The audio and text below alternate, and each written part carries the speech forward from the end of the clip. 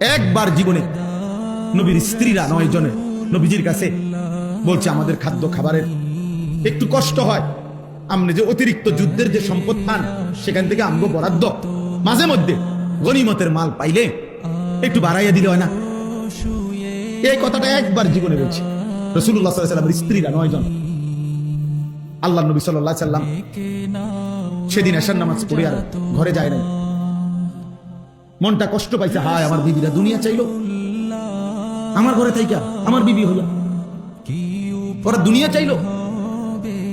তো মন খারাপ করে যখন তিনি মসজিদে বসে আছেন, এশার নামাজের উপরে ঘরে যাচ্ছে না হুজরায়, তো আল্লাহ তাআলা বলছে, বন্ধু ইয়া আইয়ুহান নাবিয়্যু কুল লিআজওয়াজিকা ইন কুনতুন্না তুরিদনাল হায়াতাদ দুনিয়া ওয়া যিনাতাহা ফাতাআলাইনা উমাত্তিউকুন্না ওয়া উসাররিহুকুন্না সারাহান জামিলা। আপনি যান, ঘরে যান, মন খারাপ করেন না। আপনার বিবিদেরকে গিয়ে বলেন, হে বিবিরা, যদি তোমরা দুনিয়া চাও, সম্পদ চাও, যা লাগবে, যা কিছু ফার্নিচার, আসবাব, গহনা, কসমেটিক্স যা লাগবে বলো, আমি সব তোমাদেরকে দিয়ে দেব, এক শর্তে, শুধু আমি রাসূলের স্ত্রী, এটা ছেড়ে দিতে হবে। বুঝেন নাই? মুহাম্মাদের স্ত্রী থাকতে পারবা না, আমার থেকে তালাক নিয়ে নিতে হবে। এরপরে যা বলো সব দেব, সব দেব। وإن كنتن تريدن الله ورسوله والدار الآخرة فإن الله أعد للمحسنات منكن أجرا عظيما।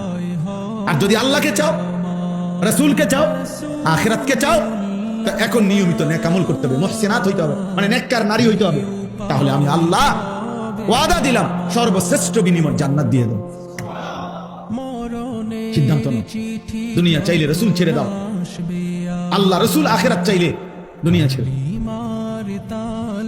আল্লাহ নবী সাল্লাল্লাহু আলাইহি ওয়াসাল্লাম আম্মা জান আয়েশা রাদিয়াল্লাহু তাআলা আনহাকে বলছে, ঘরে আয়েশা নবীর স্ত্রী আয়েশাকে, আয়েশা শোনো, তোমাদের দাবি দেওয়ার ক্ষেত্রে আল্লাহর পক্ষ থেকে এখন আয়াত নাযিল হয়েছে, আমি শুনাইতেছি। তবে ভূমিকা বলছে নবী একটা, যে আয়াতটা বলার আগে আগে শোনো, তৎক্ষণাৎ জবাব দিও না।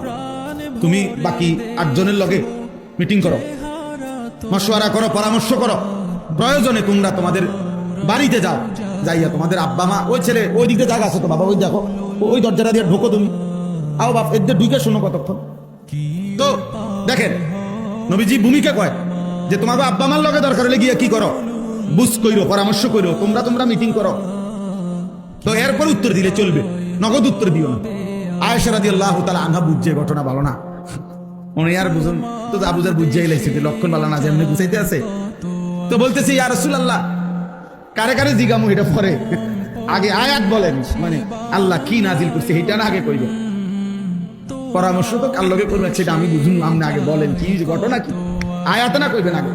তো নবীজি বলছে, আল্লাহ এই আয়াত নাজিল করছে, দুনিয়া চাইলে নাও, রাসূলকে ছেড়ে দাও, আখিরাত চাইলে আল্লাহকে চাইলে, রাসূলকে চাইলে অপেক্ষা করো, আখিরাত মিলবে, আজরে আজিম মিলবে, জান্নাত মিলবে।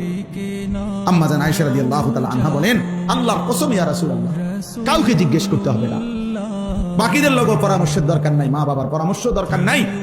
যদি আপনাকে হারাইতে হয়, দুনিয়া যদি আমি শতবারও পাই, আমি এমন দুনিয়া চাই, আপনাকে হারিয়ে, আপনার মতো স্বামীকে হারিয়ে এই দুনিয়া আমি শতবার দিলেও নেব।